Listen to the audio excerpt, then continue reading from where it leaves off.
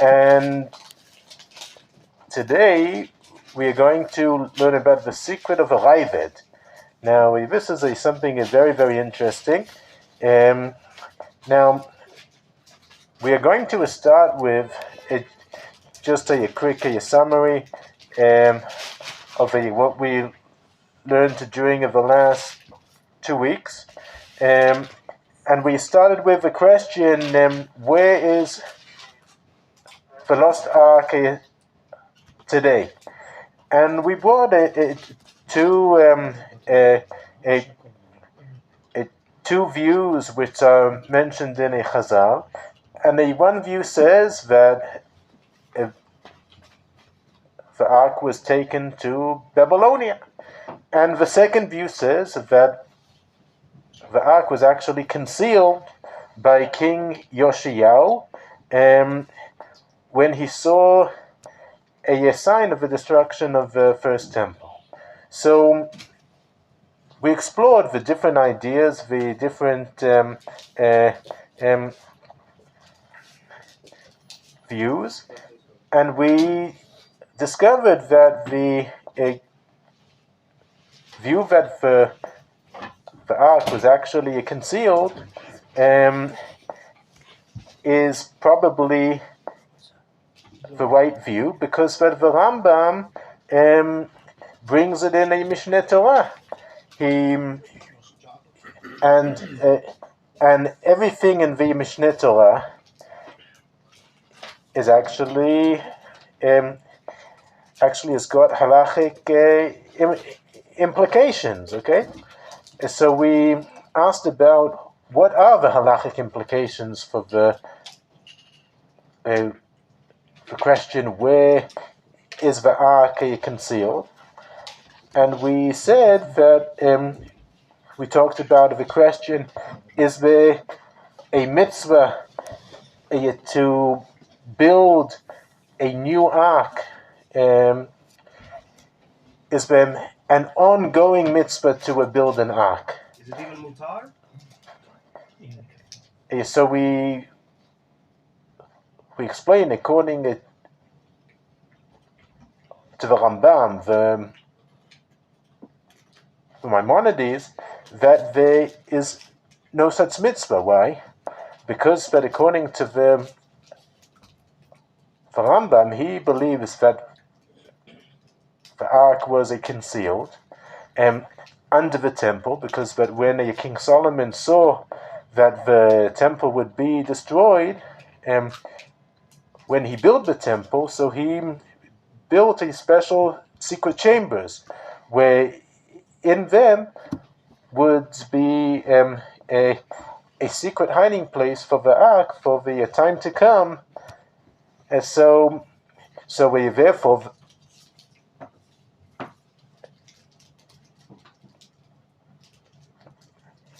according to the Rambam, the ark is actually still there. So there isn't an ongoing mitzvah to build a new ark. What do you think?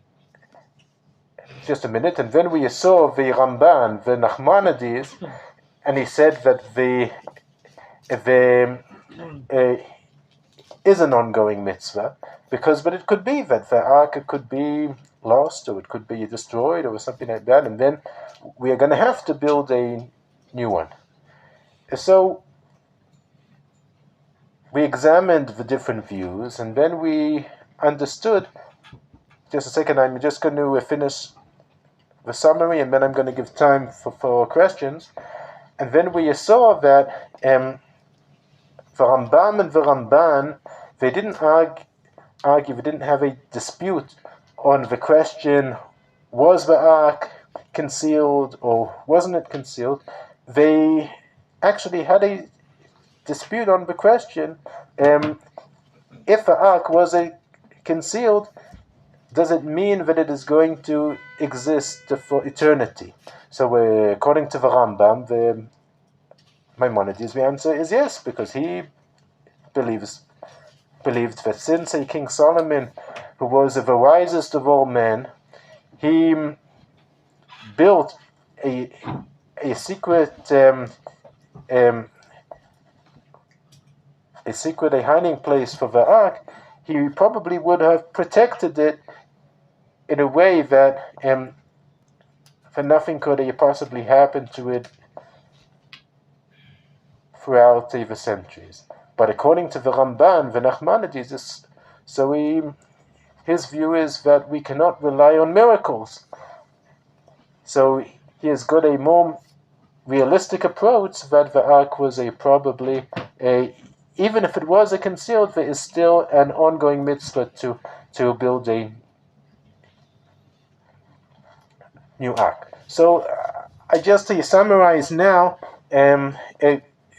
both of the shiurim that we had during the past 2 weeks, and if there's any questions about what we just said, so will you please ask? What do you think?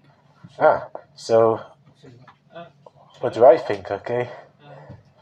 Is allowed to make the stones for the Ten Commandments? So the stones for the Ten Commandments, that is a very good question, which I do not know the answer to that question. Because this is the main part of the ark. If you're not allowed to make this, for what is the ark without them? Mm-hmm. So the main question are the stones, not the ark. What? That's right. Or we found the stones, but not the ark. Mm-hmm. And then we can make the ark, but what is the ark without the stones? That is an excellent question, and I do not know the answer to that question. It's a very, very good one. Thank you very much for saying it with us, Marty. Yeah. What's the obligation that an individual has in protecting or finding the ark? Not the nation, but the individual. Okay, so that is a very good question as well. I think that Rav Getz, which I told you about, that Rav Getz tried to look for the ark. He understood that he does have an obligation to look for it. And the truth is that Rav Goren, who was the chief rabbi at the time, he supported him.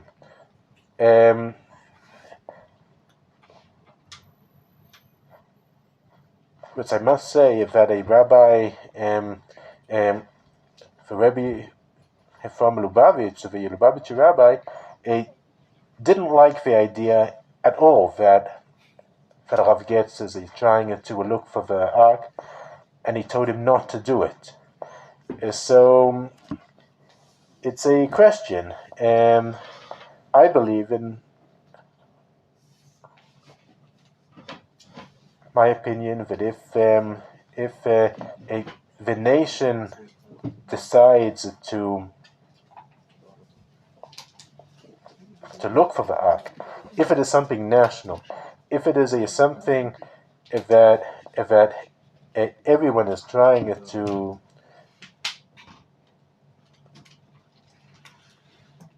do, so that is a different question, because that an individual shouldn't really have a place in building the Beit HaMikdash. It has to be something national, and that is why only King Solomon was able to build the temple, because it came from all of Am Yisrael. Because before King Solomon, it is a true that King David had some time when he ruled on all of Israel, but the only time in history actually that all of Israel was united under one king was at the time of King Solomon. And it also says about building the Mishkan in the wilderness. Everyone took part of it. It was something that everyone did together. So I don't think that an individual can try to deal with the aspects of the Beit Mikdash by himself. It has to be something national-wide. Okay, so now what are we going to study today? Now today we are going to look at a very, very interesting aspect. It is also a halachic question, and it is also a spiritual question. Okay? And I am talking over here at a question in number 2, which you could see in a section A in the chat. Is the temple still holy nowadays? Okay? So the answer to this question it might be connected to the question that we are talking about: where is the Ark? So what makes the temple holy? What do you think? It's the Shekhinah resting there. Okay, very good. So And you were saying the Shekhinah rest somewhere without the Ark. Mm-hmm. Okay, so let me make the question a bit more complicated. What happens to the temple after it is destroyed? Like nowadays, the temple is destroyed already for almost 2,000 years. Is the place of the temple still holy? No. The Temple Mount Yes. is. No. It says my presence will never leave that place. Okay, very good. So I could hear two different views, and we are going to see that it is a very big dispute between the Rambam, the Maimonides, and the Raavad. Just a few words about the Raavad. So you could see in a footnote number 3, in page number 3, he lived about 800 years ago, and he lived in a province in France, and he was also a Kabbalist, actually one of the first Kabbalists at the time, and he wrote many books of halacha, and his most famous book is actually what he it isn't actually a book, and it is not a commentary.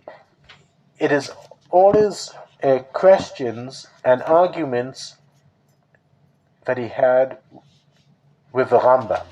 So he actually took the text of the Rambam, the Maimonides, and every time that he didn't agree with something, so he wrote his argument on the pages of the Mishnah Torah. And until this day, 800 years afterwards, if you open up any Mishnah Torah, you are going to see that there, in the small letters, Amar Avraham, you're going to see Aleph Aleph, and then the argument of the Raavad. Now, the Raavad was a great Torah scholar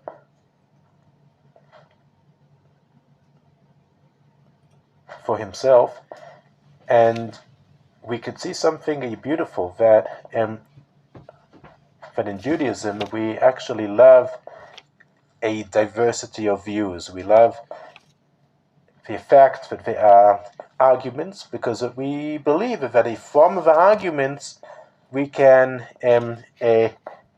create and define a greater truth. And there's all kinds of beautiful ideas about that. Perhaps I'm just going to say a couple of words about the arguments in Judaism. Like if you open any page of a Gemara, you are going to see that there isn't even one page of Talmud without at least one argument. And the Aruch HaShulchan, which is one of the most famous halachic books from the last 200 years.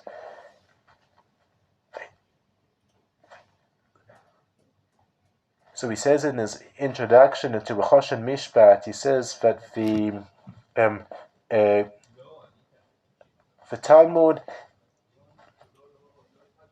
is like an orchestra, that there are all kinds of different tunes, different sounds, different instruments, but all together they create a beautiful melody, a beautiful sound, because that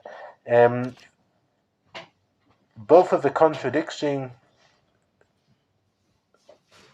views, it is said, Elu velu divrei Elokim chaim. Both of these sides are actually the words of Hashem. And we could see this with Raavad, that 800 years after he wrote all of the questions and all of the disagreements that he had with the Rambam, we learn both. And sometimes the halacha is according to the Raavad, and sometimes it is according to the Rambam. But the beauty of it is that we never only look at one view. We always look at both views. We always like to see the whole picture, and then the halacha is determined. So,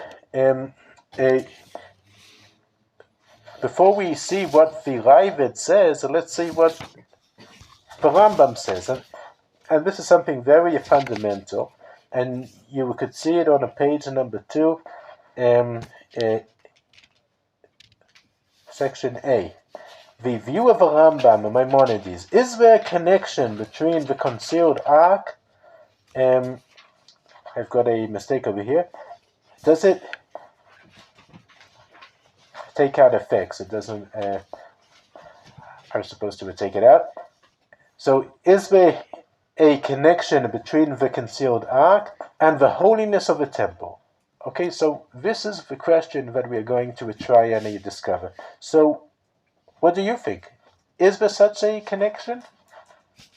I still maintain my position. No. No. Okay, so you are going according to the Raavad, which is fine. We are going to soon see the Raavad, and first we are going to explore the view of the Rambam. So, what do you say? The pasuk where it says that my presence will never leave that place. Mm-hmm. We have to ask, what does it mean by that? Does it mean that the presence leaves no matter what the status of the ark is, or that it is linked to the ark and it's prophetic and that the ark will never be moved from its place? Because if the pasuk means that it's linked to the ark, then it's prophetic, meaning the ark will never be moved, and it's under Rabbi in the same place, which will allow for the temple service and the second temple to continue, even though they didn't have it physically inside. If it means that it's holy no matter what, then the ark is irrelevant, but that the holiness is still there. Very good. That's a beautiful explanation. We are going to explore it a bit later, because it's a very similar to what Rabbi Yaakov Emdin says, which we are going to see it momentarily. So let's see what the Rambam himself says. So you could see in the source number 1, he has got the laws of Beit HaBchira. Beit HaBchira is of a temple. Okay? He says, Af al pi shamikdash hayom charev ba'avonotenu, even though the temple was destroyed by our sins. Chayav adam b'mora'o, kamo she'enoheg bo bebinyano. One is obligated to be fearful from the place of the temple. Has to act there in awe. לא ייכנס אלא למקום שמותר להיכנס לשם, one is only allowed to go into the place where he's allowed to go in. Okay? And I am going to just skip a bit. He says, אף מורה מקדש לעולם, שאף על פי שחרד בקדושתו עומד. So as Moshe, right? Moshe said that even though the place of the temple was destroyed, even though the temple was destroyed, the place is still holy. Okay? This is actually according to the Maimonides. And then he says, in a different place, he says something very, very interesting. He says, you could see in the source number 2, he could.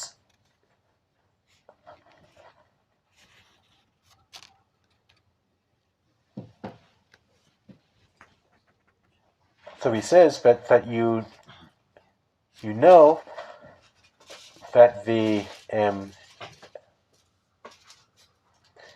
were 2 sanctifications of the land of Israel. Okay, there was the first sanctification of the Olei Mitzrayim, that they conquered the land of Israel at the first time, and then after the destruction of the first temple, at the time of Ezra and Nehemiah, they came again and they sanctified the land of Israel. Okay? So he says that even though at the first time when they sanctified the land of Israel and after the temple was destroyed, even though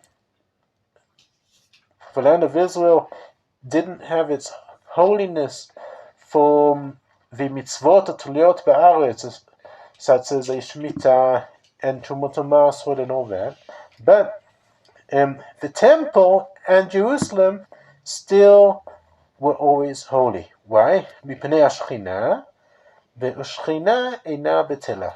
Okay? And as it says, v'hashimoti et mikdashchem ve'amru chachamim af al pi sheshomemim b'kedushatam hem omdim. So the Jerusalem and the place of the temple are always holy. Okay?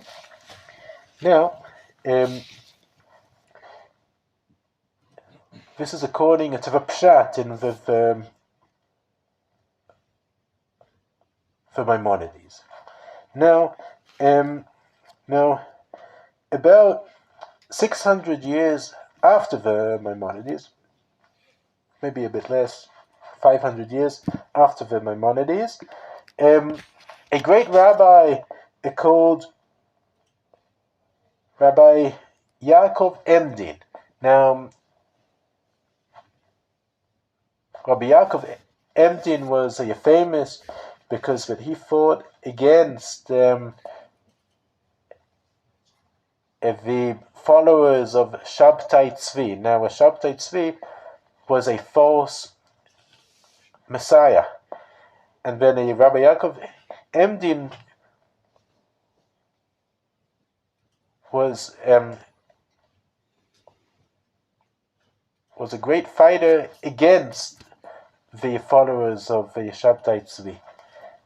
And he also wrote many, many books, and he is known for his original thinking, and actually he was the son of a Chacham Tzvi,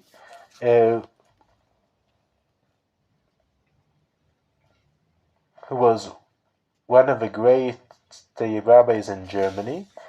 And then Rabbi Yaakov Emdin lived in a place called Alatona, which is now a part of Hamburg in Germany.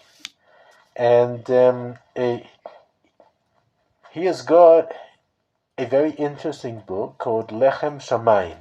And in that book, he actually he has got a commentary on the Rambam, on Maimonides. And then he says something extraordinary. And he says that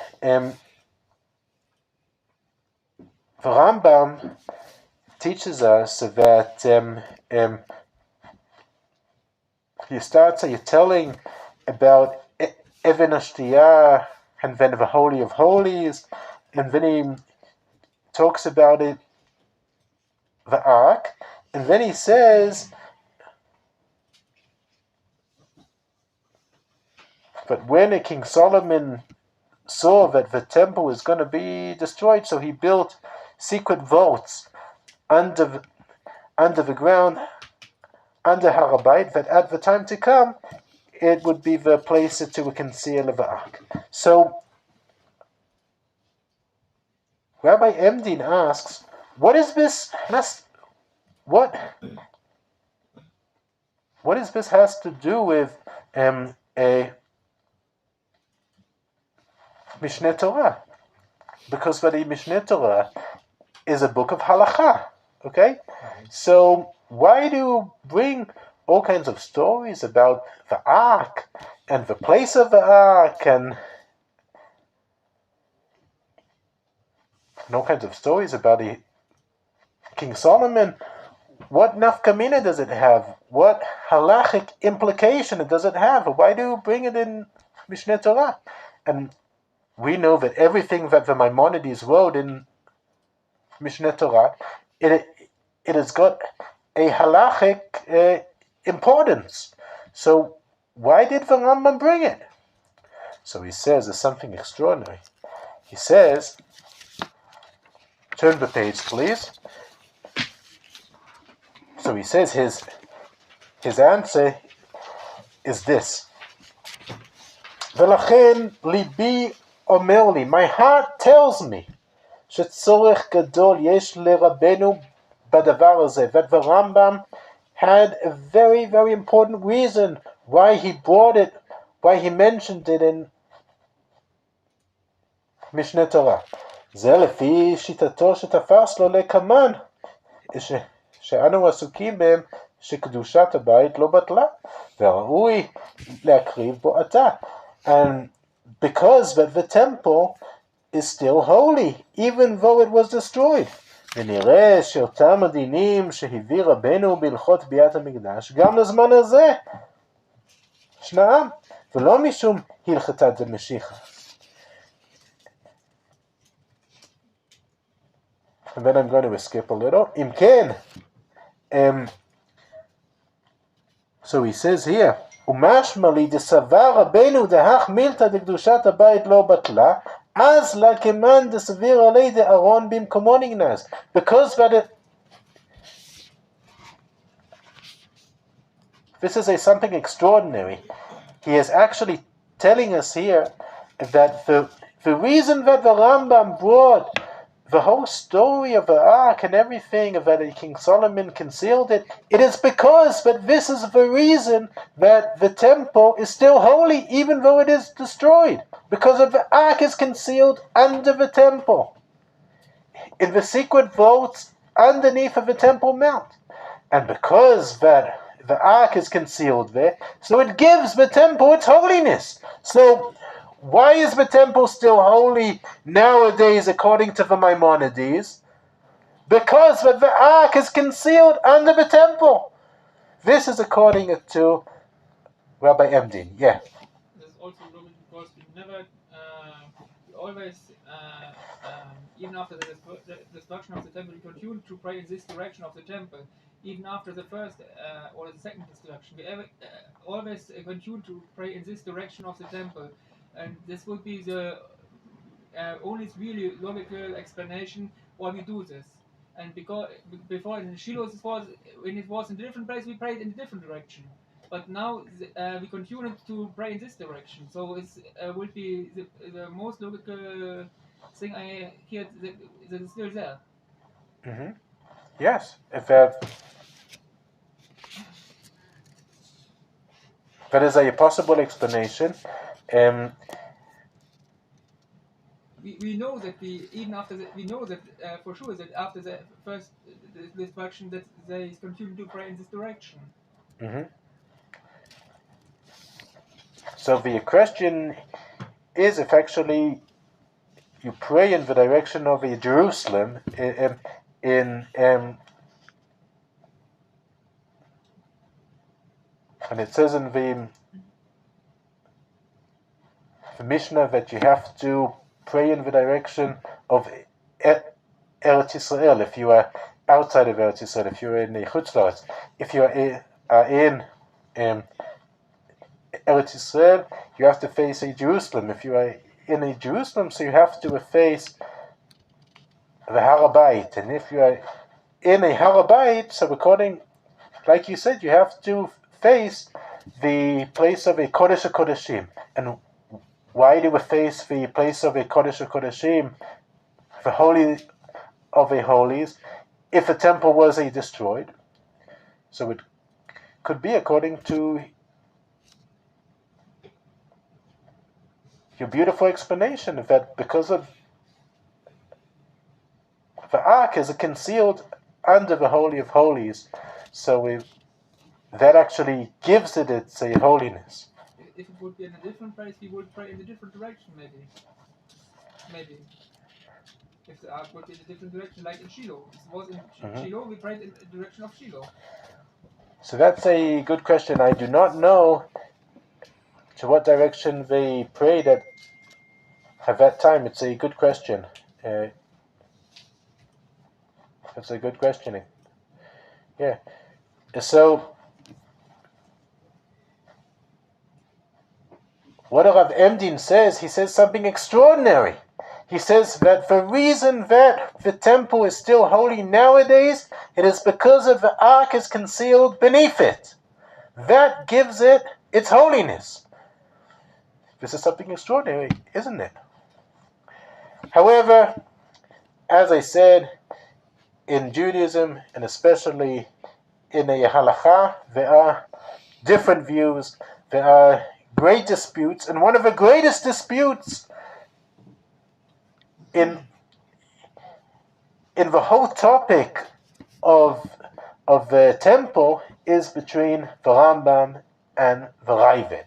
And the Raavad,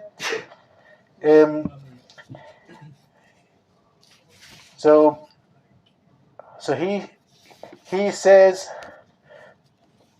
that the temple is not holy after the destruction of the temple.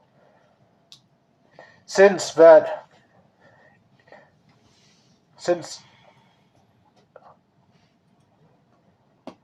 destruction of the temple, the holiness stopped from the temple. And he says over here, and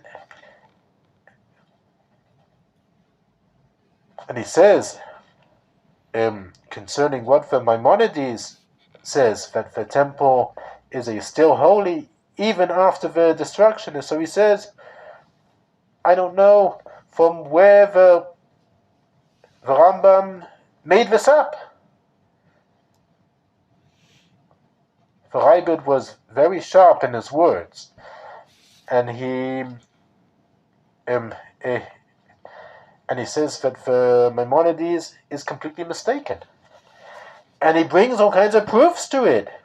He brings a proof because it says in the Mishnah regarding Ma'aser Shani that you have to eat it in Jerusalem. But it says, V'im en migdash yirkavu. The food after what? Because you can't bring it to Jerusalem. And then he brings another proof about a Ma'aser Shani that you cannot eat the fruit of the Ma'aser Shani in Jerusalem if there is no temple, because there is no holiness left. So he says, and you could see on page number 4,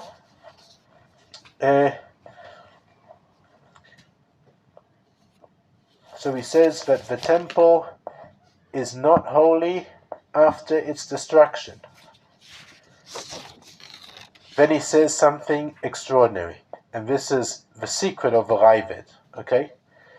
And he says something very, very interesting. But before we see it, I am just going to note that in this dispute, this big dispute between the Rambam and the For Raavad, so Rambam says that the temple is still holy after its destruction. For Raavad says the temple is not holy after its destruction. Does anyone know according to who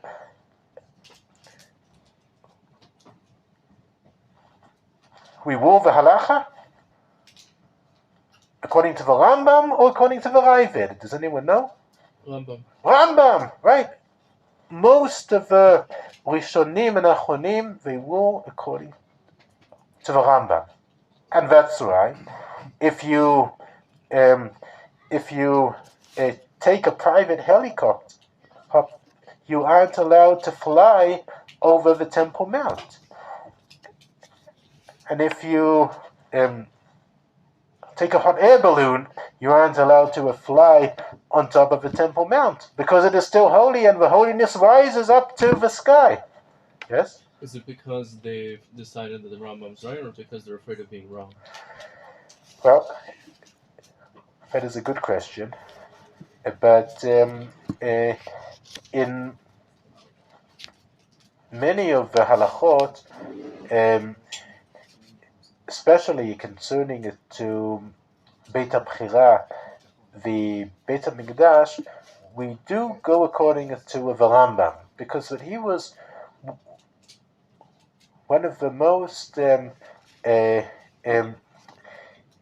extraordinary Talmidei Chachamim who actually dealt with these topics. In the Shulchan Aruch, for example, there isn't Hilchot Beit HaBchira. There aren't halachot concerning the temple. So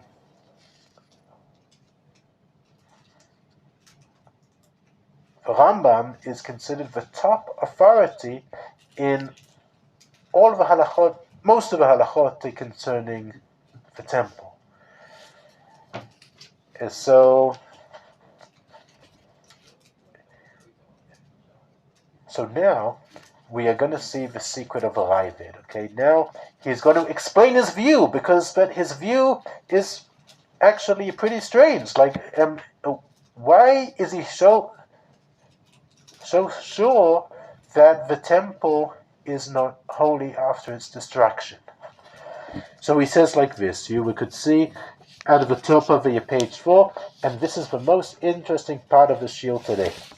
לפי שהיה יודע עזרא שהמקדש וירושלים עתידים להשתנות ולהתקדש קידוש אחר עולמי בכבוד השם לעולם, כן נגלה לי מסוד השם ליראיו, לפיכך הנכנס עתה שם אין בו כרת. So he says like this, that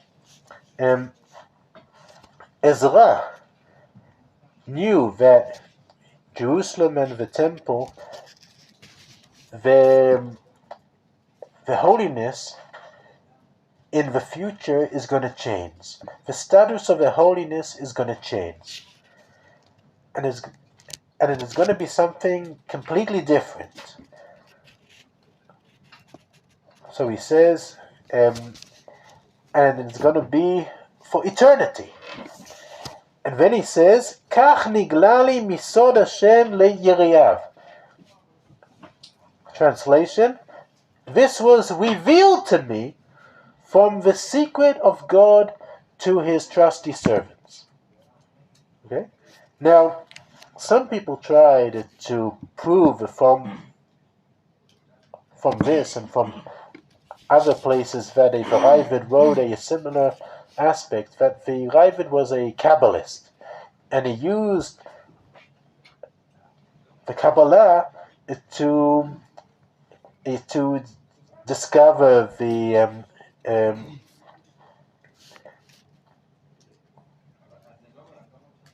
truth on these aspects. But this is not correct. It is true that the Raavad was a Kabbalist, but we do not use a Kabbalah to determine the halacha, because it is completely two different aspects, different sides to the Torah. And it also says, Lo b'shamayim hi, the Torah is not in heaven. We cannot use all kinds of godly secrets in order to determine the halacha. So what is a Rabbi talking about?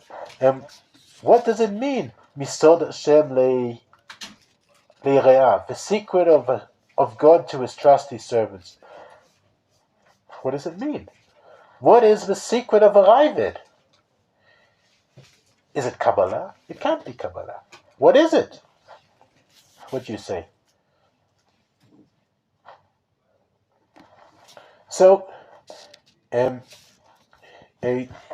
nobody actually knew, and nobody actually understood for hundreds of years what the secret of a Raavad actually was.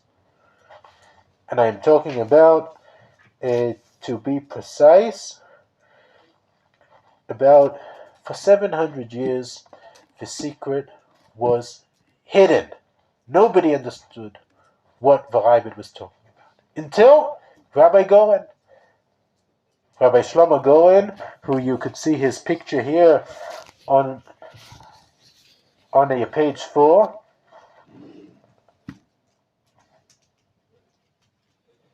Rabbi Shlomo Goren was the first head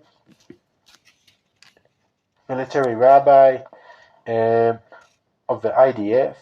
He was also the chief rabbi of Israel, together with Rav Ovadia Yosef. And he is historically known, and you probably have seen the famous picture that he goes to the Kotel in Mesiut Nefesh. He wasn't scared of anything. Rav Goren was unbelievable. He didn't care.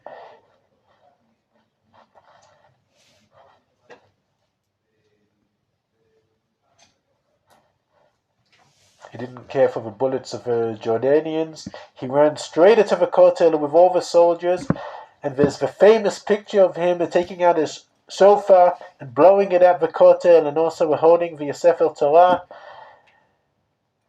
And then you could see the picture. I have got a stamp over here. You could see in page 5. There's a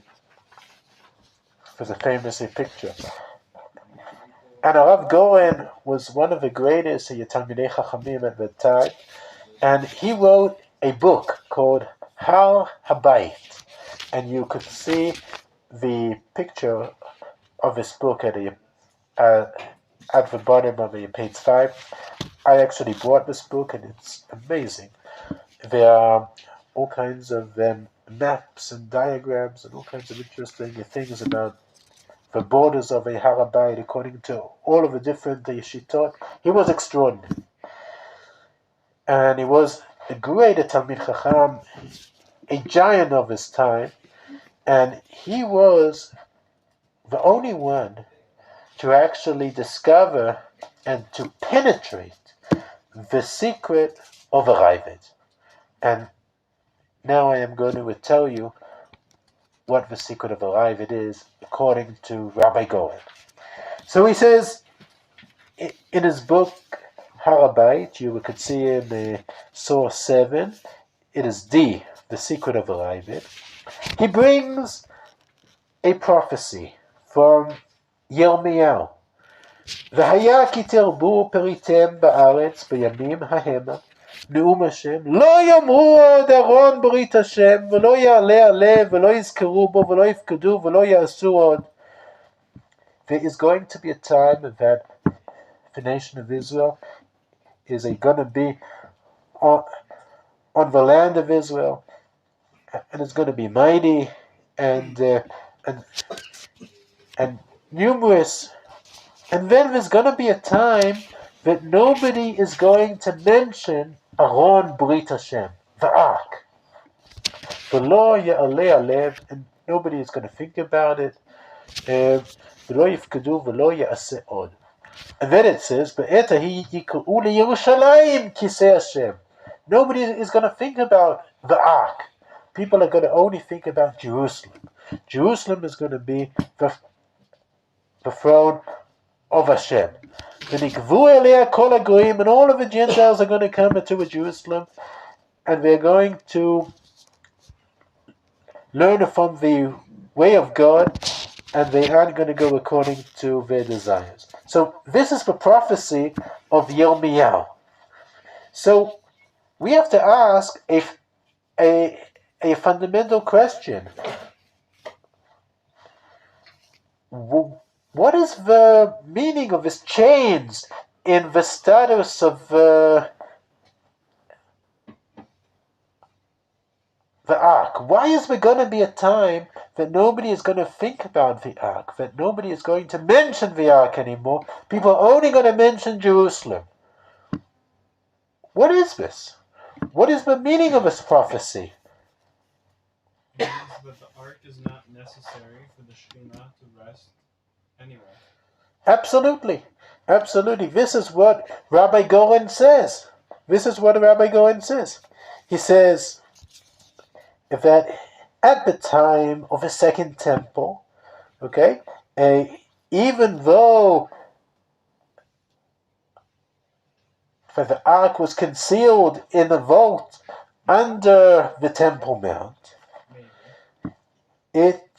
its holiness actually affected all of Jerusalem and also the holiness of the temple. Okay, the holiness of the temple was because of the ark. But in the future days, when the third temple is going to be built, we are not going to need the holiness of the ark in order to create the holiness of the temple. Okay? So, at the time of the Second Temple, its holiness was because of the ark. But at the time of the Third Temple, it is not going to be because of the ark. It is going to be from its own sake, just as Yeshua said. So that's why, in the prophecy of Yirmiyahu, it says, Lo yamud Aron Brit Hashem. Nobody's going to mention Aron Brit Hashem of the ark. Why? Because the holiness of the ark is going to expand to all of the temple and all of Jerusalem, and everything is going to be holy from an internal holiness. And this is the meaning of the second part of the prophecy of Yirmiyahu. They're going to call Jerusalem the throne of Hashem. And then Rabbi Cohen continues and he explains, קדושה זו לא תהיה מכוח ארון הברית שגנוז למטה במחילות מתחת לקודש הקודשים. This holiness is not going to be because of the power of holiness of the ark that is concealed in the vaults under the Temple Mount.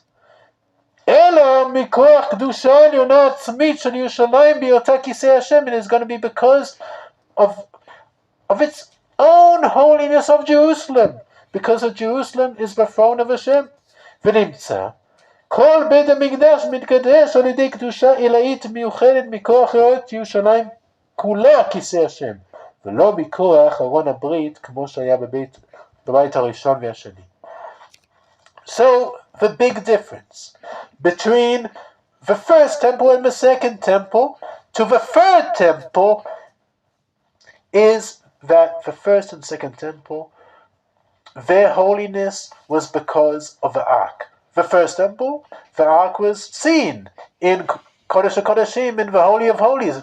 But in the second temple, it wasn't seen. It was concealed beneath. But it didn't matter because that the holiness still affected and created the holiness of the first and second temple. But in the third temple, it's going to be completely different. You're not going to need the ark in order to generate the holiness.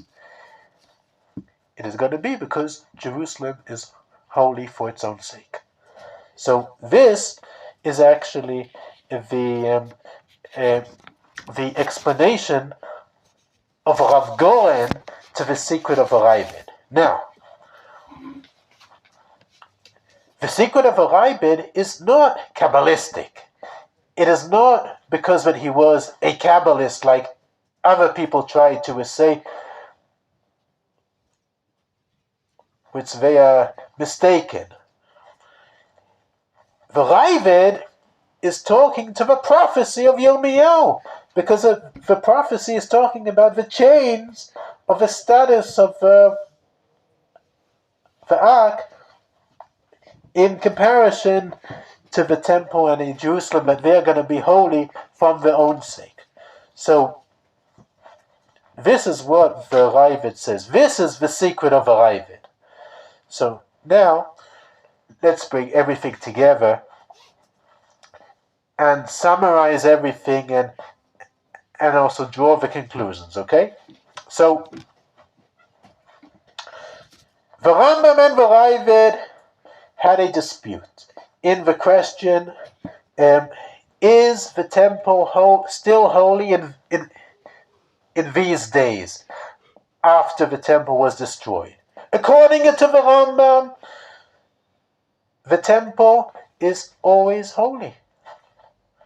But according to the Raavad, the holiness was cancelled as soon as the temple was destroyed. But it seems that the dispute is even deeper. Is or does the holiness of the ark affect the holiness of a temple? The Rambam, according to Rabbi Emdin, talked about the story of the concealment of the ark in Hilchot Beit HaBchira. And then we asked, why did he talk about it there? What halachic implications does it have? But he did so in order to teach us that the temple is holy because that the ark was concealed underneath it, even after the destruction of the temple. Therefore, the ark that was concealed in the vaults under Harabait actually generates the holiness and actually affects the holiness of the whole temple. So the reason, according to the Rambam, that the temple is still holy nowadays, it is because of the ark is concealed inside it, underneath it actually. What? So that means we are confirmed on that? What? Last week we didn't confirm that the Ark of the Covenant is in that part of the temple, but now are we saying that it's confirmed that it's there? According to the one that is appointed him. Oh, okay. That's one opinion. Right. This is a one opinion. However, according to the Raavad, the temple only stands. The temple is only holy when it is built. The moment that the temple is destroyed,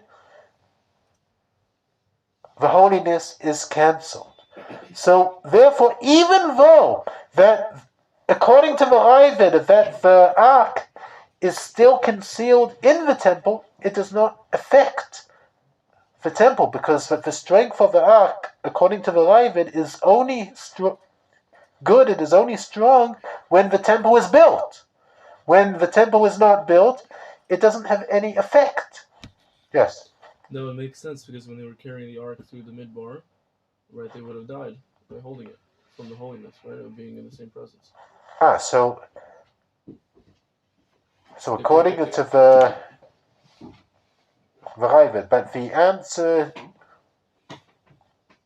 to that question is a different one, because the only ones who are allowed to carry the ark are the Levites. What? Right, Natan. Only specific Levites. And if you recall, the Rambam brings that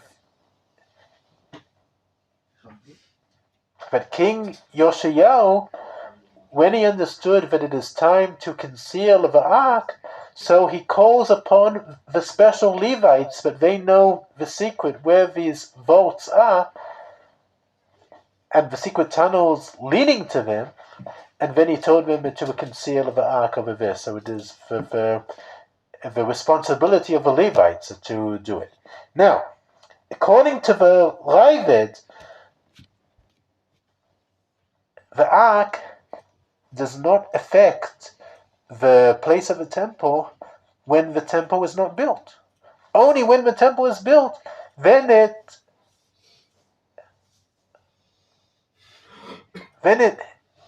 generates the holiness. So in a sense, the ark is like it's sleeping. It's laying dormant. Well, It's not charged up. what he says, that when the third temple is going to be built, you are not going to need the ark, because that Jerusalem is going to stand upon its own holiness. You are not going to need it. If this is what the Raavad meant when he talked about the secret of the Raavad, according to the explanation of the Rabbi Goren, is the prophecy of Yirmiyahu. V'lo yamu od aron brit Hashem, that at the time to come, which is talking about the third temple, you are not going to need the ark.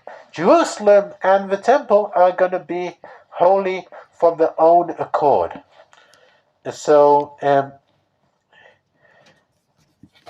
yes, you wanted to. But the ark was still holy when it was on the way, even in the time of Shiloh. When David brings the ark to Jerusalem, Judah died because of the holiness of the ark, and it was not in the temple; it was outside of the temple. So it's still, we have a proof that it's still holy even if it's outside the temple. That's right.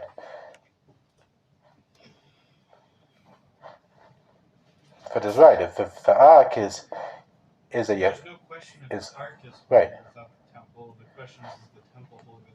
That's right. Yeah. So this is actually the secret of the Raavad, according to Rabbi Goren. And of course, the halacha is that the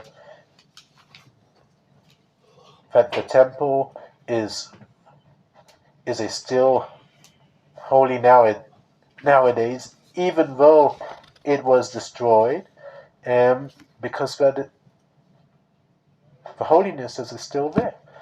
And according to Rabbi Emdin, it is because that the ark is concealed in the secret vaults under the Temple Mount, that actually generates the holiness until these days.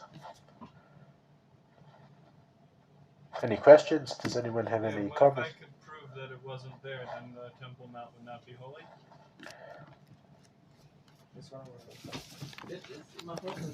If I can give you definitive proof, Then it would be my problem. How do we know what's under there? Have we Which excavated stand for up. it yet? There would be my problem between Rambam and Raavad. How can then a what would we follow? how can a That's temple my be question. holy? Like, Basically, what you how call can something be undisclosed holy disputes. if it's not It has here? yet to be, like it's something that's like it's not here? So like something that ain't. Now, The location. The answer is Is that it the location or is it like the temple itself?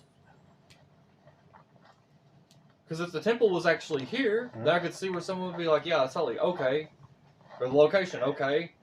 But like if you're going to say this cup's holy, and it ain't there, well, it ain't there. the answer is that the ark is still there. We just How do we know? Let's assume It is was, but if I can under the Temple Mount, and the holiness rises. Holiness rises into the sky. That is why you can't fly over the Temple Mount, because that if the holiness rises until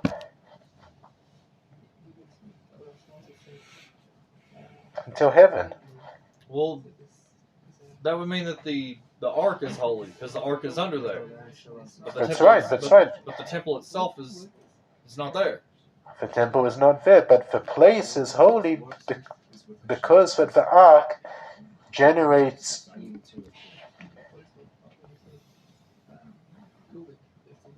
So does that make the mosque holy? No, The mosque is on the spot of the temple. It's on the right side. could imagine this according to the Rambam, that the ark is like a great generator, that it is creating for 2,000 years, it is creating electricity, okay? It is creating a holiness, and it is affecting the holiness of the whole place. Yes.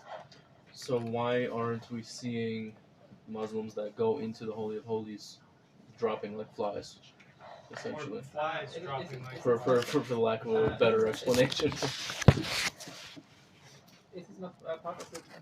That's a good question. It's not part of the prophecy that in the way that the temple will be destroyed, that non-Jews go these places. Mhm. Is this not part of this? That's right. It says in Eicha, it says that this is the place that any foreigner who would enter would die. But now, because the temple was destroyed, so even foxes roam there. That is what it says in Eicha. So if this is a part of the destruction, a part of,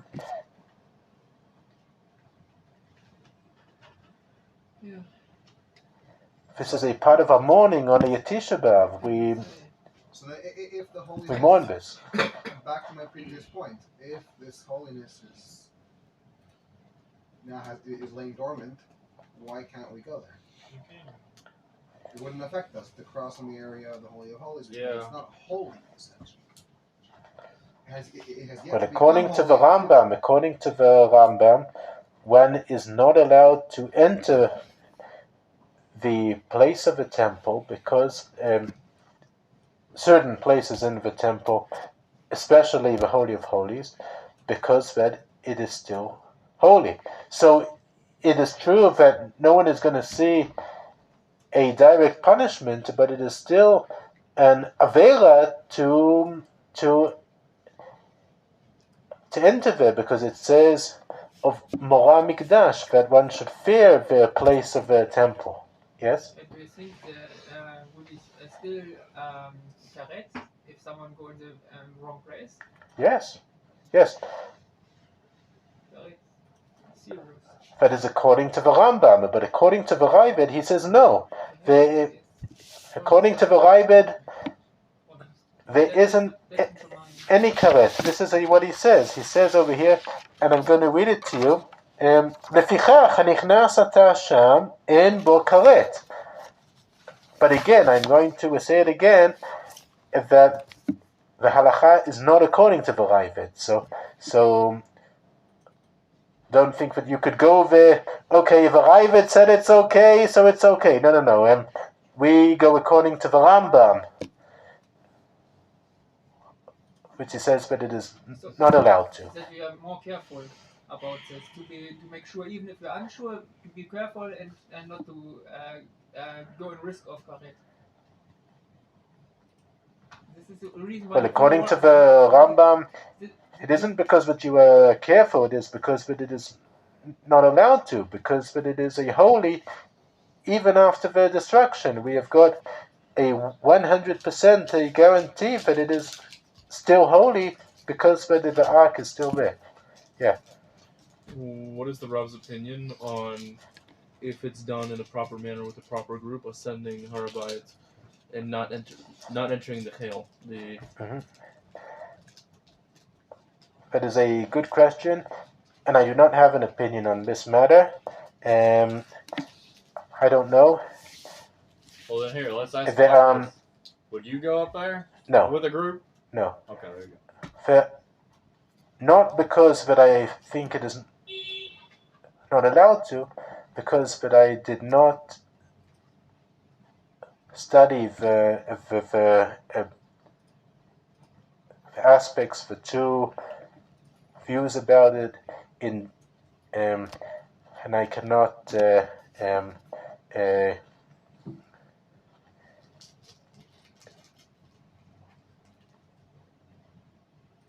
say one way or another.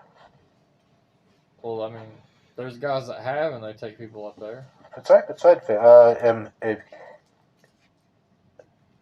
very great rabbis who will say that it's allowed to, and there are very great rabbis who will say that it's not allowed to. So it's a big dispute. And just at the time to come, just when the Mashiach is going to come. So we're going to know what halacha is actually ruled about this matter. It'd be a nice topic to dive into. That's right. It is a fascinating topic. But it's a topic that it is not in my power to deal with. Yes. If the spot was holy according to the Rambam, where it doesn't matter if the ark is there or not, and also according to the Raavad, who says the ark is there, then how did they build the temple the second time if they couldn't be there? So that is a good question, how they built it. And but there is a halacha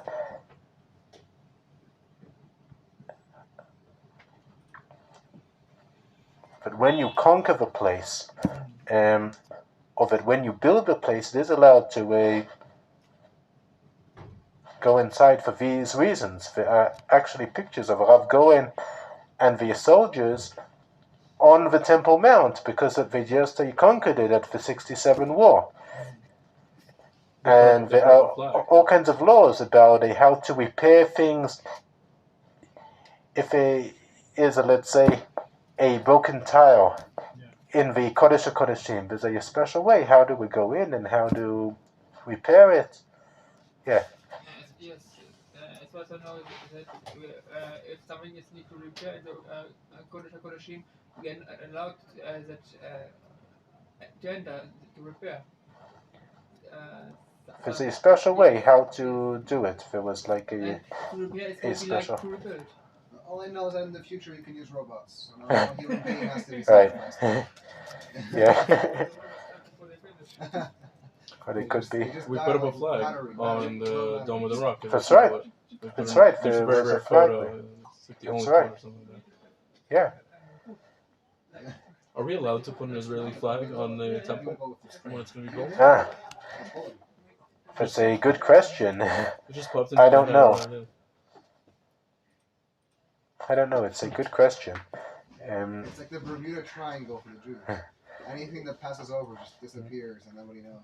Except that's not true. So Bezat Hashem, and may we see all of these halachot become a reality, and see the third temple we built speedily in our time. Amen.